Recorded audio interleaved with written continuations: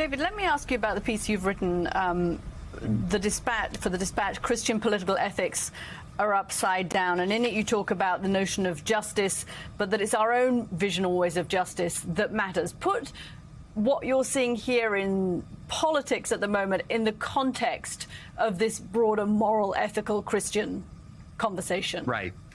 Well, and one of the reasons why I emphasize that is because if we're going to talk about Trump in particular, the base of the Republican Party is heavily evangelical. You've seen this in the elections of Doug Mastriano, in the primary election of Doug Mastriano in Pennsylvania, of Kari Lake in Arizona, of many others. They're running very aggressive campaigns with faith forward.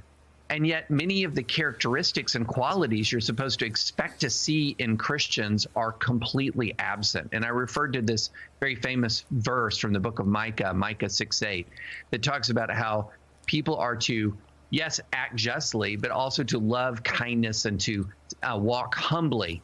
And there's a total absence of kindness, and instead of kindness, there's this incredible aggression, a total loss of humility, and instead of humility, this confidence in these bizarre conspiracy theories. And it's as if these individuals have figured out that Trumpism, in their view, is the way to make America great again, and then after that, the ends justify the means. And yet that's utterly contrary to a Christian ethic, so that you have a party that cannot win dog catcher in many places in the country without utterly depending on Christian voters. And yet you could not recognize a Christian ethic in the way these individuals interact with the public, interact with each other, and interact, as we've seen often in this Mar-a-Lago search discussion, interact with the truth. David, I want to read from some of your piece. It's titled Christian Political Ethics Are Upside Down. You write this: the church has formed its members to be adamant about policies that are difficult and contingent, and flexible about virtues that are clear and mandatory. You're not kind until kindness doesn't work. You're to be kind even through the most brutal acts of repression and in the face of complete political defeat. When the world is greedy, you are generous. When the world is cruel, you are kind. When the world is fearful, you are faithful. When the world is proud, you are humble.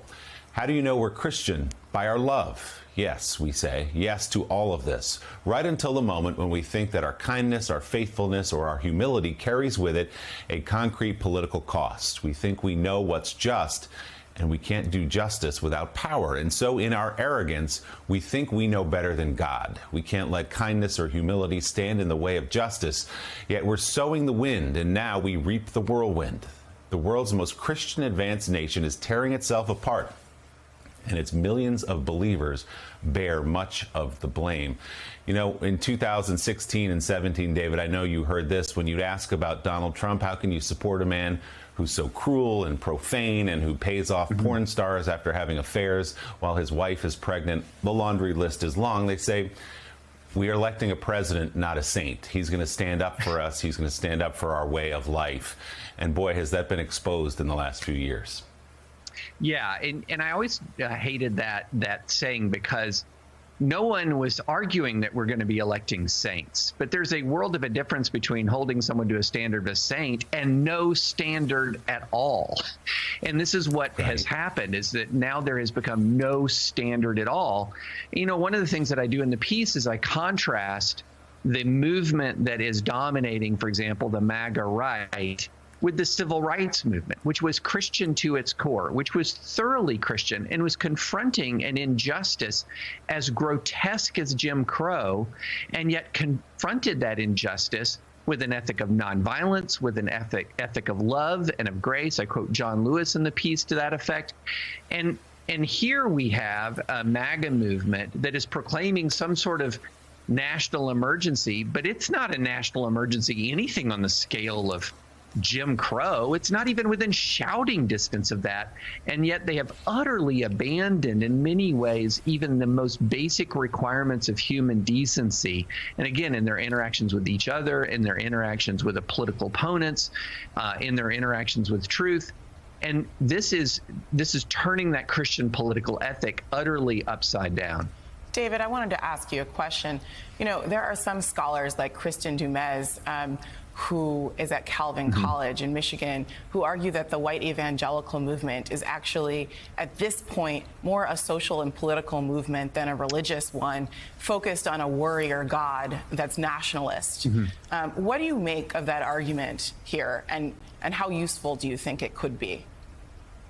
Yeah, I think she's on to something. The researcher Ryan Burge has said that white evangelicalism is republicanism, and republicanism is white evangelicalism. There is a real social cultural element here that's distinct from religion. And some of the there's also some research that now says that white evangelicals, people who call themselves white evangelicals, now go to church on average less than once a month. In other words, a majority of white evangelicals are going to church less than once a month. And so what that indicates is they're not talking as much about a religious lifestyle anymore, even though they label themselves as intensely religious. We're talking about a social, cultural, and political lifestyle. But if you're going to bear the label Christian, if you're going to identify yourself and put yourself forward as evangelical as one of your primary identities in your life, then there's a basic expectation that there are some standards of conduct and standards, some values that you should apply. And Scripture is pretty clear about those values.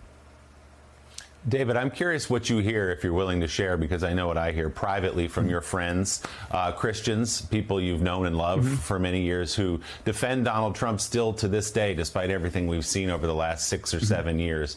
What is the Christian defense today of Donald Trump? Well, at the risk of oversimplifying, there's three in general. One is, look at all that he's accomplished. That's a primary that if you go back to, they have a view of his 4 years, that this was a period of time in which Christian policies were enacted at a rate that you'd never seen before. You've heard phrases like most pro-life president in the history of the United States. And so a pure ends justify the means. Then you have people who don't even really understand the things that Trump has done. They're so much in a right-wing media bubble that they don't understand all of Trump's corruption. They don't know all of Trump's corruption. They don't know any of the details of January 6th. And then there's the third category, which is, yeah, I like his accomplishments and I like his demeanor. I like that he punches. I like that he fights in the way that he fights. And in many ways, that's the most troubling of all, because they don't even take an ends justify the means approach. They say his means are the ends. They want him to be like this. And this is what you see in sort of the hyper MAGA, the ultra MAGA Christianity that is dominating in many cases the Republican primary vote. Yeah, he annoys and offends all the right people is definitely an argument I hear. And to your first category, 3 Supreme Court justices and the overturning of Roe versus Wade justifies Donald Trump to a lot of people. David and